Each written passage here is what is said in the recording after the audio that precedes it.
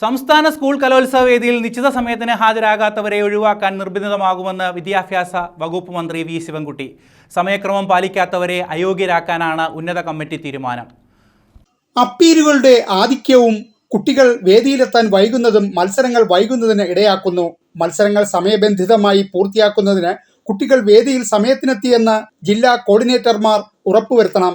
ഒന്നിലധികം മത്സരങ്ങളിൽ പങ്കെടുക്കുന്ന കുട്ടികളുടെ അസൗകര്യവും ബുദ്ധിമുട്ടും ഒഴിവാക്കാൻ ക്ലസ്റ്ററിൽ ക്രമീകരണം നടത്തും. അതിനായി നേരത്തെ ക്ലാസ് ലിസ്റ്റ് തയ്യാറാക്കി കുട്ടികളെ അറിയിക്കും. പ്രോഗ്രാം കമ്മിറ്റി കൺവീനറും 14 ജില്ലാ കോർഡിനേറ്റർമാരും തമ്മിലുള്ള ആശയവിനിമയം സുഗമമാക്കാൻ വാട്സാപ്പ് ഗ്രൂപ്പ് ഉണ്ടാക്കാനും അതുവഴി നിർദ്ദേശങ്ങൾ കൃത്യമായി വിനിമയം ചെയ്യാനും തീരുമാനിച്ചു. മത്സരഫലങ്ങൾ പ്രഖ്യാപിച്ചതിന് പിന്നാലെ വിജയികൾക്ക് മൊമെന്റോ വിതരണം ചെയ്യും. സമാപന ദിവസം ഉച്ചയ്ക്ക് 1 മണിക്ക് മത്സരങ്ങൾ പൂർത്തിയാക്കണമെന്ന് മന്ത്രി നിർദ്ദേശിച്ചു. പിന്നെ അവിടെ അരമണിക്കൂർ താമസിച്ചാണ് നമുക്ക് മത്സരം ആരംഭിക്കേണ്ടത്. ഒരു സ്ഥലത്ത് അരമണിക്കൂർ താമസിച്ച് മത്സരം ആരംഭിക്കുന്നു പറഞ്ഞാൽ അത് അവിടെ മുഴുവൻ പത്രക്കാരും ഒക്കെ കേട്ടുകൊണ്ടിരിക്കുന്നത്. അതിന്റെ മത്സരങ്ങളിലെ ഒരുപാട് താമസിച്ചാണ് ആരംഭിക്കുന്നത്. മത്സരത്തിന് സമയത്തിന് കാൻഡിഡേറ്റ്സിനെ എത്തിക്കുന്ന കാര്യത്തിൽ 9:30 മണിക്കാണ് മത്സരം ആരംഭിക്കുന്നത്.